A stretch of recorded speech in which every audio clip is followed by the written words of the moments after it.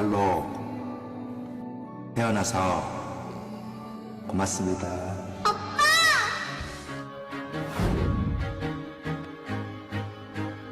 노래하는 게 좋습니다. 뽕피를 빼라고 인마! 기준음에 대한 얘기를 들은 적이 있었는데요. 기타나 다른 악기들도 기준음이 이렇게 정확해야 다른 음들도 잘 튜닝이 돼서 조율이 돼서 화음을 낼 수 있다. 내 자아에 맞춰서 인생을 튜닝하다 보니 되게 어려운 시간들을 보냈고요. 하나님께서 주신 그런 메시지에 제 기준음을 맞추면 제 인생도 화음을 내려고 많이 노력하게 되는 것 같아요. 하나님은 저에게 기준음이세요. 네, 기준음. 하나님은 나의 기준음. 아, 참 아름다운 고백이네요. 네, 그러네요. 네. 네. 오늘 주인공 소개하겠습니다. 얼마 전부터 개봉해서 정말 전 국민이 난리를 치고 네. 좋아하는 7번 방의 선물 영화 아시죠? 그리고 파바로티의 작가 유영아 집사님 네, 모셨습니다. 집사님 반갑습니다. 네, 안녕하세요. 환영합니다. 안녕하세요. 네. 하나님을 기준음이라는 게 그러니까 쉽게 얘기하면은 뭘 말하는 거죠? 이렇게 피아노 조율할 때 띵띵 할 때 뭘 맞추나요? 기준이 있어야지 이 그렇죠. 음을 통해서 다른 음들도 만약에 조율을 도면 하는데. 정확하게 도를 잡아주는 네. 그런. 예, 그런 건데 그 기준임이 잘못돼 있으면 다른 음들도 다 깨지잖아요. 그렇죠. 예. 그래서 그때 그런 말씀을 하셔서 되게 많이 찔렸어요. 그래서 네. 내 기준음이 명확하지가 않나 보다. 하나님이 아니라서 많이 헤맸나 보다. 그런 생각했습니다. 그 설교 들으시면서 네. 회개하셨구나. 네. 아, 그래. 기준음이다 하나님 네. 나의 사실 모든 걸 잡아주시는 분이니까. 네, 맞아요. 근데 한 번 조율한다고 되는 게 아닌 것 같아요. 자꾸 또 흐트러져. 예, 제 관성 때문에 흐트러지고 맞아요. 막 다르게 또 막 이렇게 막 불협화음이 나고 이러니까 그렇죠. 예, 자꾸 근데 그때마다 또 정신 차리고 음. 다시 잡아야 되는 게 늘 기준음을 잘 잡고 네. 가자. 예, 그런 그거 기억 안 나세요? 예? 우리 어렸을 적에 그랬잖아요. 줄 서건 아이들 그러면 기준하고 누가 쓰면 네, 이제 거기 맞아요, 옆에서 섰잖아요. 이렇게 음. 팔 벌려 쓰게 하고 그런 것처럼 항상 그때그때 잡아주는 예. 그런 나의 하나님. 아, 맞는 것 같아요. 네. 그 영화 얘기 좀 할게요. 네네네. 7번 방의 선물이 1,200만 정도가 봤어요. 네. 그렇죠. 어마어마하게 많은 숫자잖아요. 네, 저도 깜짝 놀랐어요. 네. 저 2번 봤어요. 감사합니다. 정말 7번 방의 선물이 하나님이 주신 선물이에요? 고백하십니까? 아, 전 진짜 얼결에 큰 선물 받은 것 같아요. 저는 스코어가 그렇게 치고 나갈 때도 뭐 그런가 보다 하고 다른 일을 너무 바쁘게 하고 있어서 다음 예. 영화를 그랬는데 나중에 보니까 이게 놀랄만해요. 반응이 굉장히 뜨겁고요. 음. 많은 분들이 사랑해 주시고 막 그래서 아, 내가 같이 협업한 영화가 이렇게 천만이나 터지고 너무 감사하죠. 저한테도 큰 선물이죠. 네, 그래요. 1,000만도 훨씬 넘었잖아요. 예, 1200만. 1,200. 네. 세 번째 우리나라 세 번째 정도 되죠, 그러면? 그런가 봐요. 저도 기사에서 그렇게 봤던 것 네, 같아요. 네.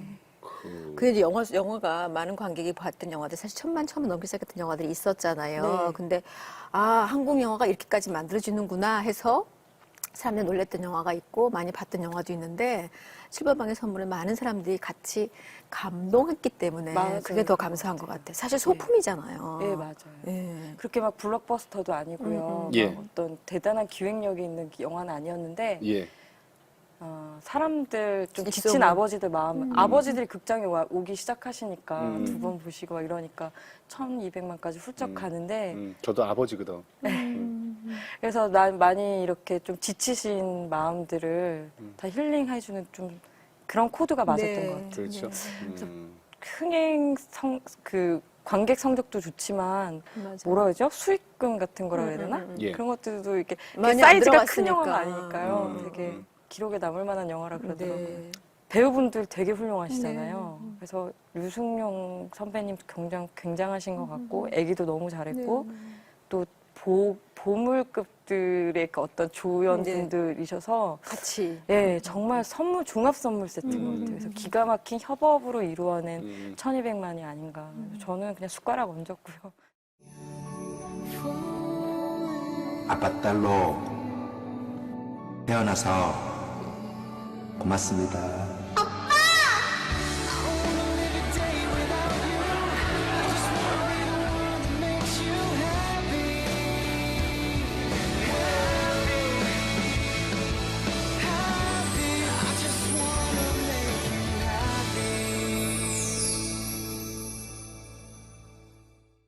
파파로티? 네. 네, 파파로티. 네. 그 얘기 좀 해주세요. 파파로티. 파파로티요. 파파로티가 제가 최근에 개봉했던 게 이제 코리아란 영화 있었고요. 네. 그러니까 그 전에 이제 웨딩드레스부터 코리아 있는데 남북 저기 특구 예. 현정아 선수 네. 얘기. 예, 제가 이제 그러니까 영화 관계자분들이 저를 찾아주기 시작할 때부터 지금까지 굉장히 작업을 많이 하고 있는데 코리아나 7번 방보다 3년 전에 쓴 시나리오예요. 그래요? 예. 파파로티가? 예, 네. 네, 좀 영화가 늦게 됐죠. 근데 저는 그 시나리오가 원래 실화가 있거든요. 예. 그래서 김천 예고에서 있었던 일인데 네네. 제가 3년 훌쩍 전인가 보다 그 정도쯤에 스타킹을 봤는데 예. 거기 우리 이제 실제 주인공인 김호중 군이랑 선생님이랑 스타킹에 출연을 하셨어요. 근데 이제 그 호중 군이 노래를 너무너무 잘하더라고요. 그래서 노래 진짜 잘한다 이러고 있는데 뭐 건달이었대고 막 하니까 뭐 그런 재밌는 영화 소재가 되겠구나라는 일감이 있었고 두 번째는 카메라가 선생님을 잡으셨는데요.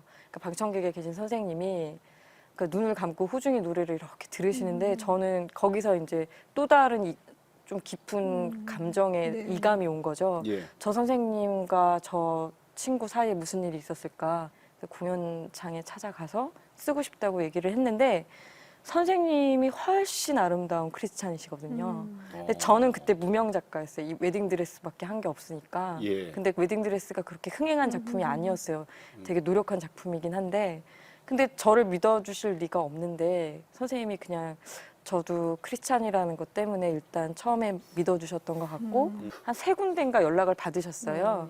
근데 너무 감사한 게 그때 제가 아무것도 해드린 게 없거든요. 뭐 제가 뭐 그때 영화사가 있어서 보통 이러면은 이렇게 뭐 계약도 해드리고 막 이럴 텐데 그런 것도 없고 그냥 계약도 안 한 상태였는데. 예 저만 믿고 기다려 주신 거죠. 그래서 파파로티는 제가 대피를 했다는 생각이 드는 거예요. 그러니까 호중 군이랑 선생님이 이미 너무 아름다운 인생으로 이야기를 써내셨기 때문에 제가 그냥 그 얘기를 다른 작가보다 빨리 봐서 그냥 이 얘기를 내가 대필한 게 아닐까.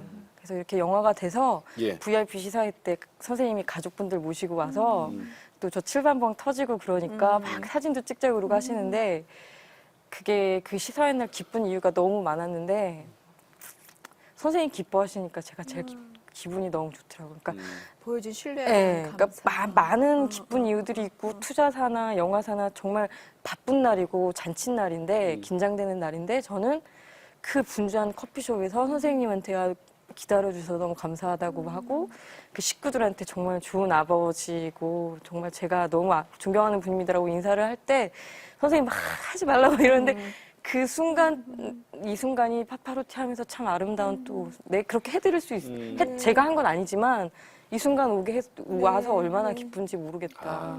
영화가 너무 오래 지체돼서. 예.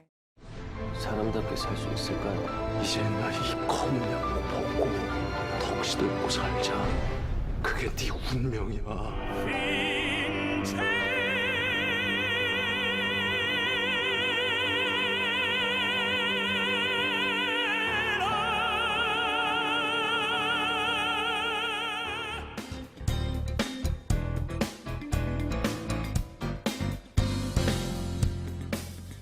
정말 동안이고 네. 구김살이 하나도 없죠. 그러니까요.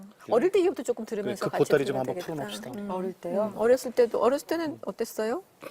어렸을 때는 이제 엄마가 교회 다니기 시작하시면서 오빠들이랑 저랑 함께 교회 나가기 시작했어요. 근데 이제 저희가 아버지가 일찍 돌아가셔서 예. 엄마가 이제 혼자 일을 하시니까 또 오빠들이랑 저랑 나이 차이가 좀 있어요. 8살, 6살 있으니까 이렇게 한참 놀러 다니실 때 저를 데리고 다닐 리가 없잖아요. 그래서 저 이제 혼자 있는 시간들도 좀 있었고 그런데 제가 상상력이 많나 봐요. 혼자 집에 놀면 뭐 내가 만약에 뭐가 되면 이렇게 되지 않을까 만약에 우리 엄마가 저렇게 가다가 어떻게 되면은 뭐가 이렇게 돼서 뭐 이렇게 돼서 되게 좋아지지 않을까 뭐 별 생각 다 하고 뭐 그런 거 또 사춘기가 되면 아 저 남자랑 어디서 한번 이렇게 마주치면 이렇게 돼가지고 제가 나한테 고백하면 받아줄까 말까 이런 쓸데없는 상상들을 엄청 하고 살았고 받고 그러니까 소질이 있었네요, 그죠? 그러니까. 일기 열심히 쓰고요. 일기. 네, 초등학교 때 우등상은 못 받았는데 예. 나의 생활 쓰기인가? 그래서 일기 쓰기 상도 받고 또 중학교 때는 독후감 대회에서 또 상도 받고 글 쓰는 게 워낙에 네, 글 글 좀- 주셨구나. 근데 이제 책을 좀 읽고 싶은데요. 집에 이제 책이란 건 없으니까 이제 친구네 집에 가면 그렇게 책이 많아요. 그래서 걔네 집에 가서 읽고 싶은데 애들은 나가 놀잖아요. 그래서 이제 저는 혼자 학교 갔다 오자마자 숙제를 제가 먼저 다 해요. 그래서 그걸 가지고 가서 애들이 제 숙제 보고 하는 동안 저는 걔네 집에 있는 뭐 장화홍련전 이런 거 하나씩 뽑아가지고 보고. 이런 얘기 하셨어요. 기도하지 않는 것은 휘발유를 껴안고 불난 집에 들어가는 것과 같다. 네, 제가 글을 쓴다는 사람은 다른 사람보다 굉장히 예민한 것 같아요. 예. 그리고 사고의 방식도 좀 다른 것 같고. 맞아요. 그러니까 이렇게 되게 평범한 사람들이 있는 곳에 가 있으면 이방인 같고 막 그렇거든요. 그런데 사춘기를 심하게 겪은 건 아닌데 제가 저희 오빠들이랑 성이 달라요. 저는 어머니 성을 따라서 이제 유영아라고 쓰고 있는데 저희 오빠들은 아버님 성을 따라서 정씨로 쓰고 있거든요. 교회고 지인들이고 너만 왜 엄마랑 유씨야 뭐 이런 것들을 아주 어려서부터 대답을 하고 살아야 되는데 그게 그렇게 저한테 엄청난 짐이었어요. 그렇겠다. 굉장히 힘들고. 근데 그거를 이제 나만 왜 이래라고 집에서 투정을 부리기 시작하면 예. 모두 다 힘들어지니까 그 티를 별로 안 냈어요. 근데 저는 그게 이제 안에 속으로는. 쌓이고 쌓인 거죠. 그러면서 물어볼 데가 없으니까 학교에서 항상 끝나면 교회 가서 기도하고 집에 갔어요. 매일매일을. 그러니까 그게 지금 보면 기준음의 튜닝인지 모르겠는데 항상 고민인 거예요. 나는 우리 교회, 제가 큰 교회를 다녀서 이 많은 사람들이 다 왜 나만 성이 다를까에 대해서 나만 보고 손가락질하는 게 아닐까요? 뭐 나만 이방인이 아닐까요? 근데 하나님 대체 내가 어떻게 해야 되는? 내가 내 인생 이렇게 만든 게 아니라 이렇게 놓여진 인생에서 내가 어떻게 해야 되는가에 대해서 기도하기 시작했는데 대학을 가니까 이제 이게 막 그 남들과 다른 에너지가 막 이제 막 쓰고 싶고 막 읽고 싶고 이런 것들이 터져 나갈 거 아니에요. 근데 그때는 기도를 안 하게 되더라고요. 대학을 가니까 뭐 영화 서클 들어가서 막 그 영화 열심히 공부하지 술 열심히 먹고. 워낙 하고 싶어 하셨구나. 예. 그러니까 너무 하고 싶어서 이제 서클을 그렇게 전공은 중국어였는데 네. 그때는 예배는 억지로 이렇게 잡혀서 갔는데 그 성경책에 보면 이렇게 파운데이션 자국들이 군데군데 있어. 기도 시간 이렇게 딱 되고 왜 이렇게 기도가 짧아요? 왜 딱 이렇게 일어나고 벌써 다 네, 끝났어. 열심히 이렇게 닦고 막. 그리고 그 예배는 가는데 예. 그냥 시계춘 거죠. 그러니까 아무런 신실함도 없고 엄마한테 혼나니까 갔고 그러면서 주중에는 이제 막 엄청 술을 먹고 애들이랑 놀고 하면서 근데 항상 저 혼자 사라져요. 그러면서 저희 학교 한가운데 사라져서 막 뭐 나보고 어쩌라고 이러는 거냐고 나 뭐 이렇게 설명할 이유가 많은 인생이 어딨냐.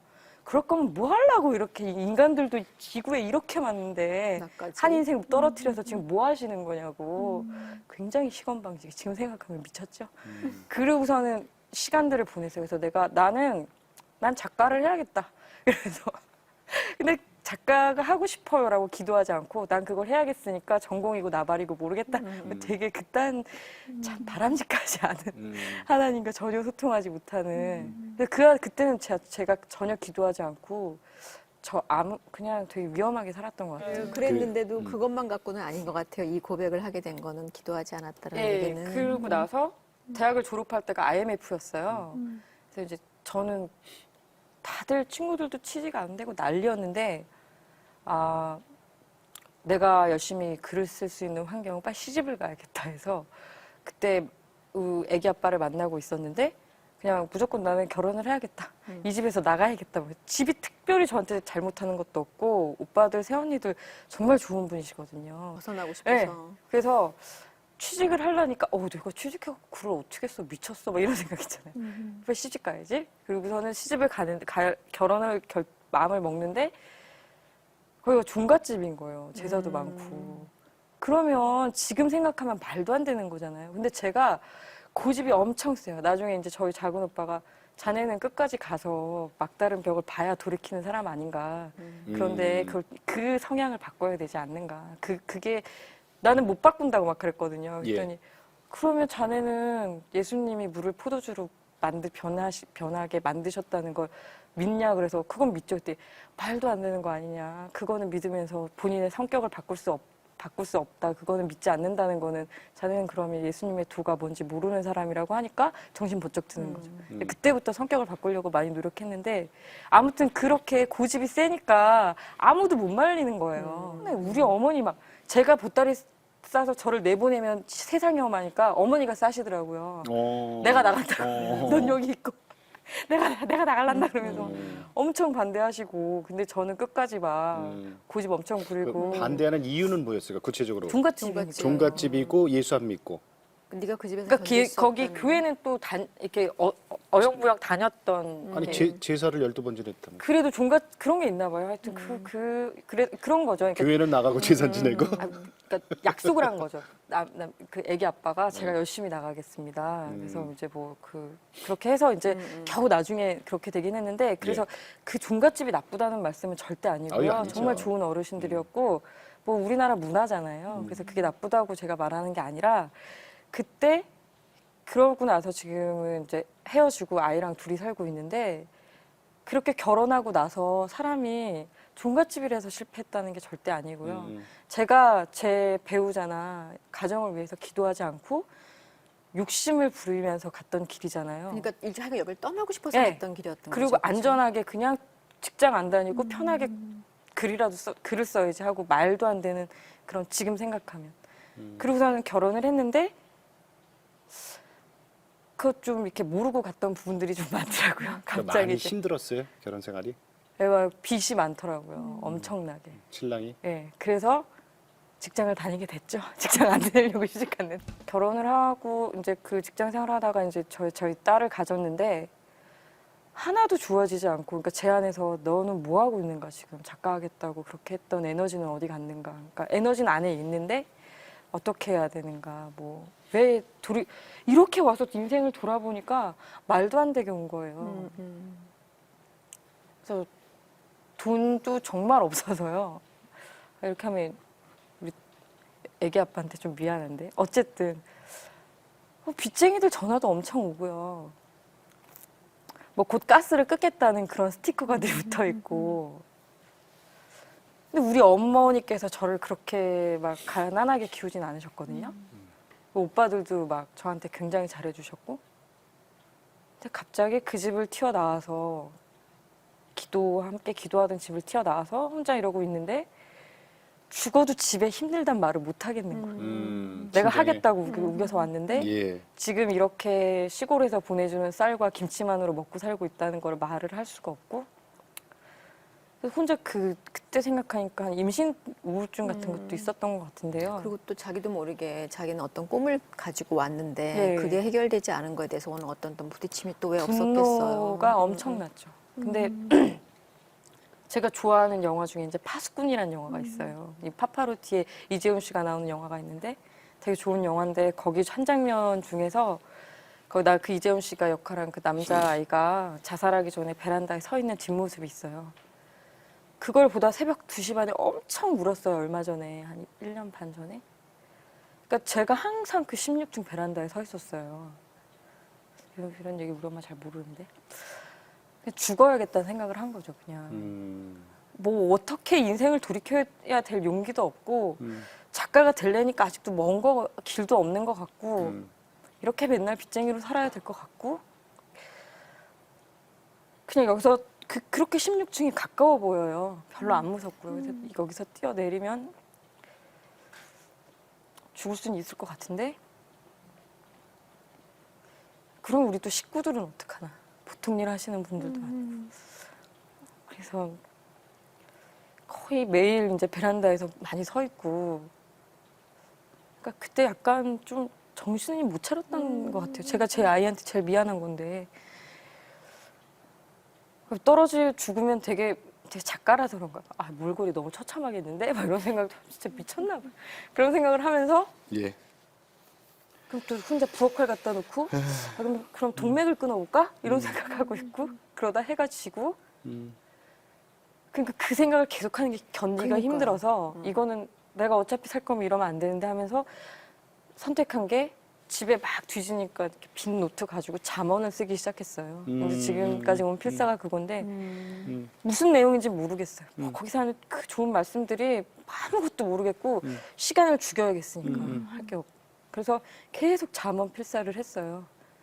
그러니까 베란다에 덜 새게 되고 서게 되고 날카로운 것들 치우게 되고 그래도 밥 먹게 되고 그렇게 돼서 이제 애도 낳고 살아보려고 어떻게 했는데 그냥 좀 잘 그렇게 건강하게 열심히 가기가 어렵더라고요. 그래서 헤어지고 이제 아이랑 같이 제가 다시 직장을 다니면서 살기 시작했는데 그때부터는 이제 좀 열심히 뭐 좀 해봐야겠다. 학습지 교사도 하고 학원 강사도 하고 뭐 과외도 하고 그리고 우리 애를 놀이방에서 데리고 오면 제일 늦게 데리고 나와요 우리 애를. 그래서 집에 와서 애기 씻겨서 재우고 이러면 한 밤 11시 되거든요. 바쁘니까 예. 하더라고. 그럼 그때 한 1시간 동안 꼬박꼬박 썼던 것 같아요. 단막극을 한 10편 정도 쓴 것 같아요. 작품을. 네, 그 방송국에 단막극 공모하잖아요. 네네네네네. 그래서 그걸 열심히 써갖고 보냈단 말이죠. 근데 번번이 떨어지는 거예요.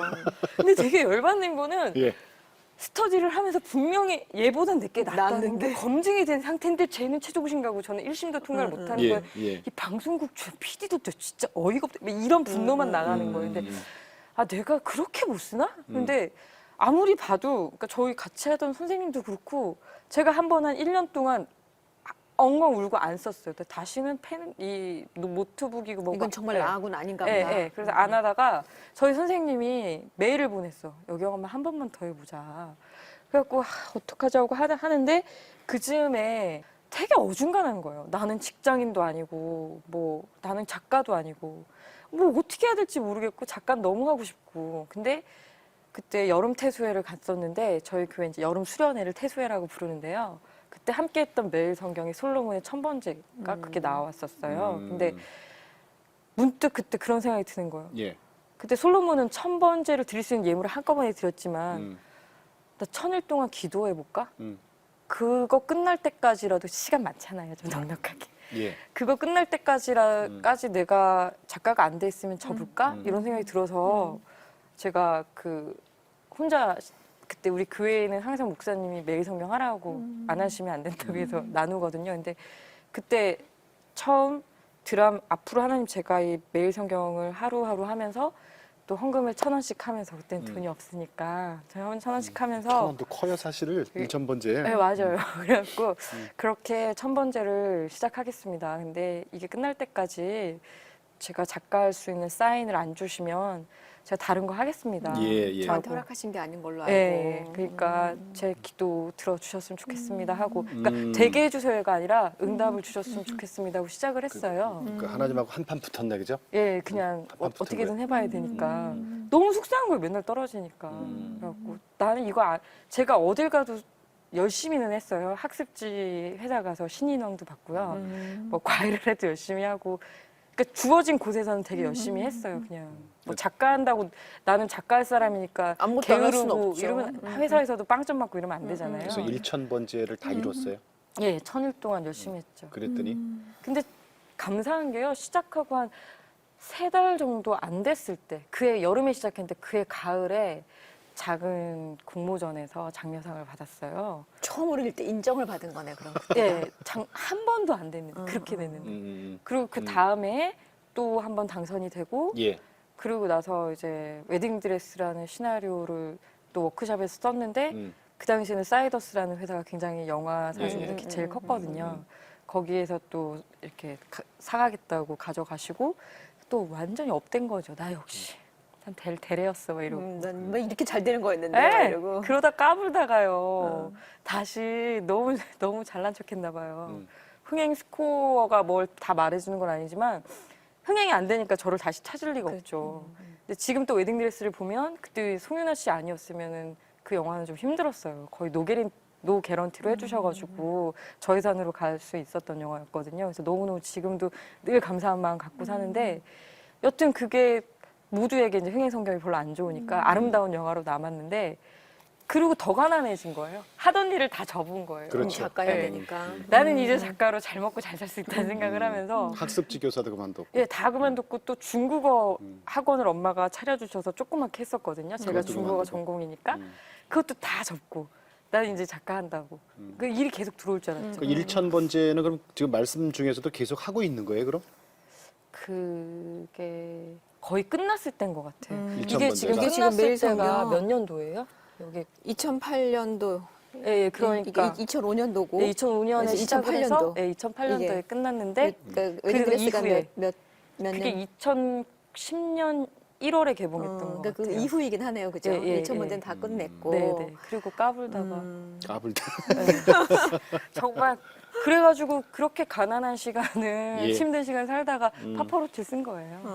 아, 근데 보면 정말 말씀이 여러 번 살렸어요, 그죠? 아까- 처음에 너무 힘들었을 때 날마다 베란다 위에 서 있을 때도 결국은 잠언으로 네, 시작해서 맞아요. 말씀이 그 현장을 벗어나게 네. 해줬고 이거. 계속 쓰면서 얼마나 하나님 말씀을 또 썼겠어요. 이 필사한 필사. 거. 이건 시편이네. 아 제가 그때 썼던 잠언 노트를 찾아봤는데 없었고 예. 그러고 나서 제가 계속 쓴 시작한 게 거니까. 지금 이사야까지 썼는데요.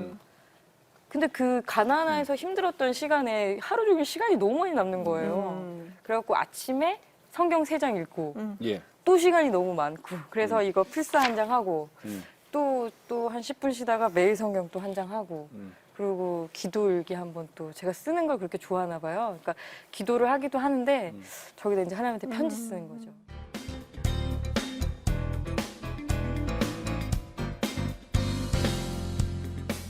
결국 우리한테 말씀에 들어오는 시간을 주시느라고 네. 아까 전 말로는 그냥 제가 한가하니까 그냥 쓸 수밖에 없더라고 이랬잖아요. 네네. 한가해도 안 쓰는 사람이 더 많아요. 그러니까 말씀 보게 하고 쓰게 하고 네. 기도문 쓰게 하고 네. 그러면서 결국은 나와 이제 하나님과 이렇게 딱 붙어 있으라고 그랬나 그렇게 말씀해 주신 것 같아.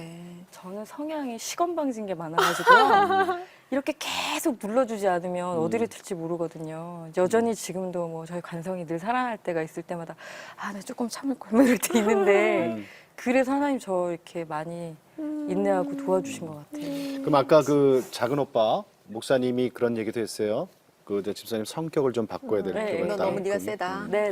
그러니까 하나님 앞에 이제 1,000번째 기도 드리고 그리고 나서 내가 가장 많이 변한 모습이 보이나요? 그때 끝나고도 이제 여전히 저의 간성이 많이 남았었고요. 그러니까 아 내가 어떻게든 돌이켜야겠다는 생각을 첫 번째는 그렇게 아이랑 살고 있는데 저희 큰 오빠는 굉장히 자상하시고 작은 오빠는 되게 엄정하세요. 근데 새벽 2시 반인가 작은 오빠가 문자를 보냈어요. 자는데 내가 너를 참 사랑한다 이러고 뭐 당연하지. 늘 어렸을 때부터 아버지처럼 당연하지. 뭐 이 얘기를 새벽에 하나 뭐 이런 생각을 했는데 두 번째 문자가 다시 왔는데 하지만 내가 너를 신뢰하지 못한다 아직. 그래서 후대에 부끄러움이 없는 인생을 살아야 한다 우리가. 근데 그 문자를 보고 새벽에 참 많이 울었어요. 아 내가 엄마나 오빠들이나 모든 식구들에게 걱정을 끼쳐드리고 있구나. 하나님한테도 걱정을 끼쳐드리고 있구나. 근데 나는 그때까지는 하나님을 페이스 투 이게 면대면으로 아직은 만나지 못했던 때인 것 같아. 1000번째를 했어도. 근데 아, 내가 그러면 일단은 내가 너무나 사랑하는 작은 오빠한테 내가 이제 너를 신뢰할 수 있을 것 같아라는 말을 들을 수 있도록 좀 살아봐야겠다고 했는데 너무 힘든 걸. 그러면서 나중에 이제 저희 작은 오빠가 말씀이 많지가 않으세요. 이제 툭툭 이렇게 던지시는데 그럼 그때마다 좀 말리시지 그랬어요. 뭐 이렇게 물어보면 아까 그렇게 자네는 자기가 끝까지 가봐야 아닌 건 알아서 그걸 좀 고쳐봐야 되지 자네라 않겠니. 그래요? 예. 그렇게 말씀을 하셔서 너라고도 하시는데요. 진중한 말씀하실 때는 자네라고. 이제 이렇게 똑바로 이렇게 듣거든요. 근데 너무 그러니까 저의 오빠들이 저희 멘토죠. 너무 항상 인생의 모범의 인생을 먼저 살아내고 계시니까 제가 다른 걸 할 수가 없는데 예. 두 번째 제가 하나님이 나 때문에 굉장히 많이 우셨겠구나라고 내가 이 눈물을 다 어떻게 닦아드리나라고 했던 게 교회에서 그때 100일 기도를 했어요. 근데 이제 그 100일의 시간 동안 자기가 기도할 시간을 이름 적어서 그 시간에 자기가 가서 기도하는 거였거든요. 빈칸이 있으면 괜히 저는 압박이 오는 거야. 내가 노니까 내가 해야 되나 뭐 이런 거 있잖아요. 그래서 할 일도 없으니까 내가 하자. 그리고 이제 주일날 빈칸에 내 이름을 다 써놓고 와서 기도를 했는데 그때가 살면서 두 번째로 제일 힘들 때였어요. 돈도 없고 인생도 어떻게 내 마음대로 되는 게 하나도 없고 애가 부쩍부쩍 크는데 그렇게 겁이 나요. 돈도 없고 그러니까 그래서 와서 기도를 하기 시작하는데 한 시간을 어떻게 기도하지 막 이랬는데 이제 뭐 말씀도 보고 혼자 찬양도 하고 기도도 하는데 그렇게 눈물이 나는 거죠. 근데 그러니까 답답한 게 거기서 나오는 거죠. 웨딩드레스도 개봉했고 이렇게 하는데 그때 파파로티 쓰고 그 다음이었던 것 같아요. 여름에. 어떻게 좀 잘 좀 해주셔야지 이렇게 하시면 안 되잖아요. 그러면서 막 따지고 하루는. 그래서 저는 다윗의 시편이 어느 날은 다 주님의 은혜라고 나는 반석에 서 있다고 그렇게 아름답다고 어떤 날은 하나님이 저 사람들 진멸해 주셔야지 이러시면 안 된다고 막 그러세요. 뭐 이렇게 조울증이 심하나 이런데 제가 그때 100일 동안 채웠던 시간이 다윗 아저씨 마음을 이해하겠는 거예요. 어느 날은 왜 이러시냐고. 어떤 날은 그래도 이러고 숨쉬고 먼지가 살 텐데 이렇게 애랑 이 교회에서 기도할 수 있는 게 은혜입니다라고 기도를 하다가 어떤 날은 지금 통장 잔고 보셨잖냐고 어떻게 하실 거냐고 내가 굶어 죽으면 이게 무슨 은혜가 아니지 않냐고 그래서 따지고 또 어떤 날은 솔직히 내가 뭘 그렇게 잘못했냐고 막 이러고 어떤 날은 또 내가 잘못한 것들이 주마등처럼 지나가면서 그러니까 너무 무릎 꿇고 기도를 하는데 너무 펑펑 우니까 이 콧물 눈물이 막 입에 뚝뚝 떨어져서 여기 뻑뻑해지더라고요. 갑옷같이 말라가지고. 그렇게 100일을. 근데 다른 분들도 채우셨으니까 그렇죠. 이렇게 100일의 시간 동안 일주일에 한 두세 번 그렇게 굉장히 기도를 했는데 어느 날 한 마지막쯤에 그런 생각이 드는 거예요. 나 왜 이렇게 많이 울지? 막 이런 생각을 했는데 너만큼 네가 헤맬 동안 너만큼 내가 그렇게 울고 있었다는 생각이 혹시 드니? 뭐 이런 마음 있잖아요. 그러니까 나 때문에 하나님이 이렇게 많이 울었겠구나. 내가 나 살겠다고 잘난 척 한다고 고집 부리고 그리스도의 도를 사랑하는 사람이라고 말만 하면서 똑바로 못 살고 게으르고 살고 막 그런 모습 뒤에서 하나님이 우리 영화 때문에 어떻게 해야 되나 얼마나 많이 우셨을까. 그럼 내가 그 눈물 다 어떻게 닦아드려야 될까. 내가 정말 너무 죄송하더라고요. 처음으로. 나 잘 살아야겠구나. 그런 생각이 들어서 그때부터 이제 좀 그러고 나니까 예. 좀 많이 웃게 되고요. 제가 이렇게 되게 까칠한 사람이었거든요. 사람들이 지금 보면 많이 웃는 다행이네 애잖아요. 지금 만난 게. 말도 못 붙이고. 그 임신 중에 이렇게 나쁜 생각까지 했던 그 딸이 지금 많이 컸죠? 네, 중학교 1학년. 중학교? 네. 아이고. 벌써 그렇게 됐어요? 네, 네. 그 딸 때문에 제가 뭐 하나 가지고 있어요. 집사님도 좀 줘보세요. 아, 나 이거 창피한데. 기도문인데 아마 이제 딸 뭐 하면 딸한테 반성문도 쓰게 하고 좀 그런 아까 나름 까칠하기도 하고 때로는 엄격하기도 한 엄마였던 것 같은데 네. 근데 딸의 반성문을 보고 본인이 네. 너무나 많이 깨우쳤던. 그러니까 이게 스트레스가 받으니까요. 그러니까 내가 자라면서 엄마가 스트레스 받아서 나한테 쓸데없는 잔소리를 하시면 그렇게 싫었는데 저도 이제 막 스트레스를 받고 두렵고 하니까 이런 것들이 괜히 뭐라고 몇 마디 나무라면 되는데 더 나무라게 되는 경우가 있잖아요. 근데 그날은 너무 화가 나서 얘한테 막 이 바보야 어쩌고저쩌고 막 그런 거예요. 내가 너 반성문 써 그랬더니 자기 혼자 반성문 썼는데 그걸 읽는데 얼굴이 화끈화끈해지는 거예요. 내가 여기에, 이렇게 했었구나. 네. 그러니까 제가 여기에 나온 이유가요. 제가 이렇게 모자란 사람이라는 거를 말씀드리려고 나왔는 건데. 자세하게는 아니어도 하여간 네. 왜냐하면 반성문이 중요한 게 아니라 이걸 보고 사실 이걸 다시 버리셨었나 봐요. 화가 나서. 근데 창피해서요. 생각하니까 구겨서. 이게 이럴 게 아니라 내가 기억하겠다 해서 그 집사님이 얘기를 다 쭉쭉 쓰셨어요. 네. 붙여놓고 이제 기억하겠다고. 네. 딸 반성문이 아니라 바로 제 반성문. 엄마 반성문이 네, 된 네, 거예요. 네. 따님 이름이 뭐죠? 여경이요. 박여경인데 박여경? 이거 집어넣다가 그거 꺼내서 쫙쫙 펴서 붙였어요. 제가 반성하는 거. 사실은 우리가 아이들을 키우면서 우리가 같이 크잖아요. 네. 왜 하나님께서 주신 선물, 내 인생의 선물, 손님, 이 아이에게 왜 주여 이 거지 같은 나를 보소서 잊지 않겠습니다. 그래서 쓰레기통에서 다시 꺼내 여기 붙입니다. 다시는 이 천사의 마음에 이런 자학과 자괴가 없도록 제가 꼭 가슴이 아픕니다. 모습이 부끄럽습니다. 이런 마음을 정말 기억하겠다는 거잖아요. 아, 네. 요새 딸기도 많이 하시겠네요. 그 전공을 골프 치거든요. 오, 그래요? 이제 시작했어요, 이제. 엄마는 앉아서 글 쓰는데 또 이 친구는 글쎄. 다르구나. 그럴 수 있죠. 저랑 전혀 다르고 그럴 수 책도 있어요. 안 읽고요. 얘는 운동을 좋아하나 봐요. 그래서 골프를 해서 돈이 많이 들어가더라고요. 그래서 더 열심히 일을 해야겠다 생각을 하면서. 그래서 딸 때문에 제가 사실은 첫 번째 이게 끝나고 그러니까 가정, 여경이와 저의 가정을 위해서 또 딸의 진로를 위해서 2번 더 천번제를 드렸었어요. 근데 이제 그 여경이를 위해서 천번제를 드렸는데 저는 크리스찬 스쿨에 보내려고 지금의 학교는 제가 보낼 자신이 없더라고요. 그러니까 우리 애가 따돌림 받을까봐가 두려운 것도 있지만 우리 애가 누군가를 또 괴롭히는 애가 분명히 될 수 있거든요. 이런 학교 문화에 나만 비겁하게 빠져나오겠다는 마음도 있지만 도저히 아이를 보내서 맨날 입시 속에서 너 성적이 이게 뭐니 하고 얘랑 싸울 자신이 없는 거예요. 그래서 뭔가 얘가 하고 싶은 일을 하는 게 낫겠다 해서 그때 아이의 진로를 위해서 천번제를 드렸는데 그러고 나서는 저는 이제 크리스찬 학교에 보내려고 다 알아봐 놨는데 제가 버디를 썼었거든요.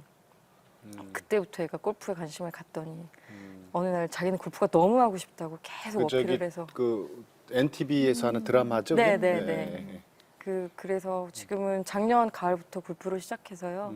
열심히 하고 있어요.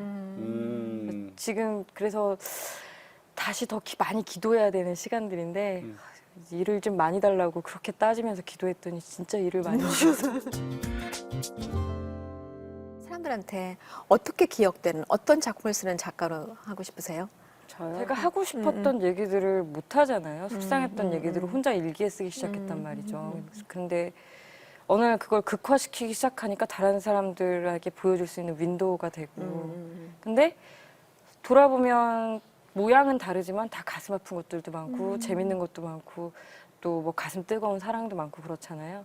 그런 감정들을 제가 남들보다 좀 예민한 감성 이런 것들로 표현해내는 건데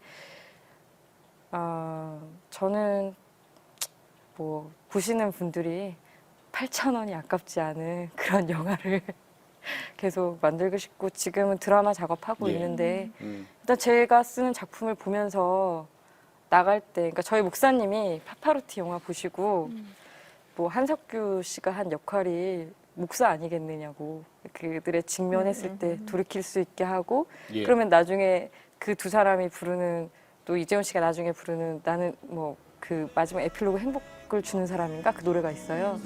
그거 거기에 하나님 예수님 가사 없어도 그게 찬송가 아니겠냐 그렇게 말씀하셔서 저는 그렇게 생각해서 쓴 건 아닌데 그렇게 생각이 될 수도 있겠구나. 근데 그 제가 의도하진 않았지만 항상 좀 남들보다 저보고 그러니까 남들보다 좀 눈물 날 수 있게 좀 웃길 수 있게 좀 사람 사는 얘기 정감 있게 이렇게 쓸 수 있는 게 계속 이렇게 잘 해서 제 작품을 보시는 분들이 다 보고 나가실 때나 또 집에서 드라마를 보고 나셔서 잘 봤다, 기분 좋아졌다 이런 작품 쓰고 싶어요. 힐링? 예. 힐링? 예. 그 교회 자랑 좀 하고 싶다고 아까 그랬어요, 그렇죠? 저희 교회가 이제 동인천에 있는 한천교회인데요. 한천 감리교회인데 뭐 대형 교회는 아니에요. 근데 지금 12주년 된 교회인데 저희 교회는 누가 보면 이렇게 점조직인 줄 알아요. 그러니까 교회가 본당 예배당이 이렇게 상가 교회니까 이제 성도님들 한 6, 70명 계신데 여기서 예배를 드리고 또 교육과는 또 옆 건물에 가 있고, 그다음에 갑자기 우리 목사님이 사회 그 봉사 그런 것들 관심이 많으셔서 동인천 지역이 그렇게 좋은 지역이 아니에요. 그래서 거기에 계속 주민들에게 소통하는 교회가 돼야 된다고 맨날 말씀하시는데 그래서 뭐 어느 날 지하를 계약하고 오셨대요. 그 탁구장 만든다고. 그러면 임원들이 반발할 수도 있잖아요. 뭐 하고 싶으면 하셔야죠. 그래갖고 거기 최고급 탁구장 시설 만들어서 지역 주민 무료로 이렇게 탁구 칠 수 있게 해주시고 또 저 건너 블럭 가면 교회에서 하는 그 뭐 공부방 어린이들 있고 또 저 건너편 가면 청소년 뭐 그 공부방. 그때. 저희 그거 다 모으면 웬만한 대형 교회 되지 않냐고 저희들 이제 웃으면서 얘기하는데 저희 교회 분들이 다 사회 나가면 사회력이 대단하신 분들이거든요. 그런데 교회 오면 그렇게 해맑게 재밌게 지내시는 거예요. 아니 멀쩡하게 은행에서 막 이렇게 간부하시고 뭐 좋은 회사 다니시고 이런 분들이 여름 수련회에 모여서 목사님이 우리 개그 콘서트 패러디 한번 합시다. 그러면 막 이상한 거 붙이게 나와가지고 막 개그 콘서트 하고 그러면 그게 남들 봤을 때 좀 저 사람들 좀 이상한 사람들 아닌가 하는데 저희는 그게 그렇게 웃기고 재밌는 거예요. 그러니까 되게 조용한 과묵한 집사님이 막 이상한 옷 입고 나와가지고 반짝이 옷 입고 나오고 근데 그렇게 순종을 열심히 하시고 또 목사님도 그 성도분들 믿고 되게 좋은 일 많이 하시려고 하고 근데 얼마 전에 저희가 이제 여름에 태수회 한번 가고요. 겨울에도 태수회를 해요. 그러니까 수련회인데 목사님이 한 발 물러나서 마음을 지켜보자 해서 태수회라고 이제 이름을 지으셨는데 겨울 태수회 때 가서 한번 질문을 하시더라고요. 다 성도님들한테 우리 교회는 여러분들한테 어떤 교회인가요? 그렇게 이렇게 물어봤는데 거기서 우리가 정리된 하나의 얘기는 우리 교회는 함께 모여서 예배하는 게 행복한 교회다. 함께 섬기면서 행복한 교회다라는 그 문장으로 정의를 해서요. 근데 저도 처음에는 저희 교회 사람들이랑 잘 못 어울렸어요. 까칠하고 다 나보다 행복해 보이고 다 부부끼리 너무 사이도 좋고 짜증나고 막 그런 거 있잖아요. 근데 나는 자랑하고 싶은 거예요. 막 나는 원래 학습지교사 아니고요. 저 작가일 거예요. 이런 거 하고 싶은데 뭐 되는 게 없잖아요. 인증되잖아요. 네, 근데 네. 그게 제가 작가가 돼서 이분들이 저를 사랑하시는 게 아니라 그렇겠죠. 정신 차려 보니까요. 그 전부터 저를 그렇게 저희 그럼요. 집사님, 뭐 나이 많으신 장년부 집사님부터 해서 제 동년배들까지 이전부터 저와 여경이를 안타깝게 바라보셨고 사랑해 주셨고 그리고 그렇게 저를 걱정하시고 아 너무 착한 사람들 있잖아요. 그러니까 너무 일화가 많은데 하여튼 제가 닌텐도를 자꾸 펑펑 운 적이 있는데 제가 닌텐도를 사줄 돈이 없었는데 예. 우리 교회 집사님 딸이 닌텐도를 갖고 왔어요. 근데 여경이가 그거 한 번이라도 더 해보고 싶어서 하다가 울어버린 거예요. 얘가. 근데 다음 주에 그 집사님이 저희 집 앞에 와서 뭐 시골에서 뭐가 왔는데 맛있다고 내려와서 가져가라는 거예요. 그때 쇼핑백에 신문지에 뭘 싸고 저 밑에 보니까 닌텐도를 사주신 거예요. 근데 그걸 붙잡고 얼마나 울었는지 몰라요. 그러니까 그냥 쑥 주면 안 받을 것 같으니까. 그러니까 저희 교회 성도님들이 그 마음까지 배려하시고 너무너무 착하시고 다들 그러니까 뭐 일할 게 있으면 서로 설거지 그만하고 싶고 그렇잖아요. 그러니까 설거지 당번이 있는데 당번이 무색하게 먼저 가서 하고 근데 한 분도 짜증 안 내고 한천 감리교회 네. 교회 자랑 안 시켰으면 큰일 날 네. 아니, 그런 건 좀 이상한 게요. 한 여름 휴가를 다 같이 한꺼번에 가는 건 되게 이상한 거잖아요. 자기들끼리 가고 싶은데 저희 교회는 점조직이라면서. 네, 저희 교회는 다 휴가를 그렇게 맞춰요. 이번 태수회에 맞춰서. 그래서 다 같이 가고. 목사님도 참 행복하시겠다 사실은. 네, 맞아요. 목사님이 목사님도. 먼저 솔선수범 보여주시니까.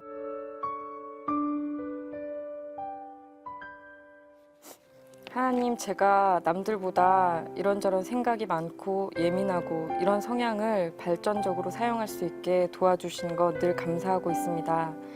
건강하지 못한 제 관성을 돌이키시려 무단히 기다리시고 애써주신 은혜를 항상 기억하고 있어요.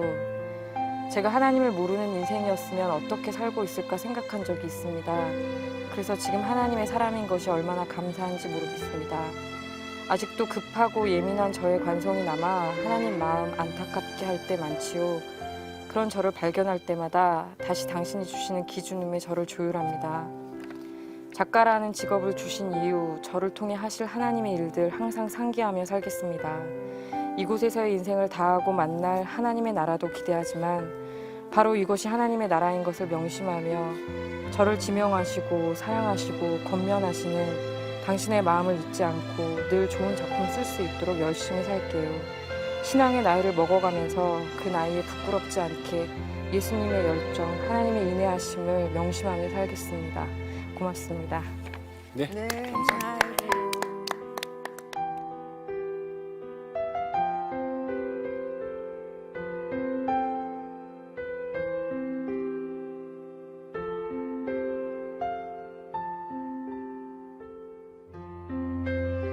감성적으로는 안 쓰셨구나. 좀 드라이하게 써버렸어요. 벽에 부딪혔다가 이게 아니구나 그러고 다시 깨지고 다시 가고 다시 깨지고. 예. 사실 근데 오늘 우리 유 집사님 말씀 통해서 저도 많은 가슴속으로 회개와 반성이 있었는데 사실 그렇잖아요. 맞아요. 우리 완벽한 사람이 어디 있어요? 깨지고 다시 일어나고 깨지고 다시 일어나고 그러는 거죠. 그때마다 받아주시고 또 세워주시니 너무 감사한 거지. 네. 근데 저 이 타이밍이 좀 좋은 것 같아요. 왜냐하면 음. 천만하고 나니까 전화도 많이 오고요. 음. 은연중에 또 올라갈 뻔했어. 어떡하면 좋아 막 이러고 있었는데 여기 이렇게 준비를 하면서 한 2주 정말 그런 거 있잖아. 아, 다시 전화 아까 못 한다고? 미치겠는 거예요 정말. 근데 내가 매일 기쁘게 출연. 네. 내가 나가서 어떡해. 내가 나가고 민폐 끼치지. 막 이런 생각도 들고 막 그랬는데 이렇게 한번 또 저를 이번에는 다른 방법으로 진정시키는 것 같아요. 까불지 말고 내가 너를 통해 한 일들을 소개하고 아직도 너는 100점은 아니야. 막 이러면서 더 좀 노력해야 돼. 좋은 시간인 것 같아요. 정말 우리 사랑이 철철 넘치는 그런 영화 또 한번 기대할게요. 네, 감사합니다. 제가 팬으로서 말씀드리는데. 네네네 맞아요. 우리 저 모두 다 팬이죠. 네. 열심히 감사합니다. 노력하겠습니다. 네, 고맙습니다. 고맙습니다. 감사합니다.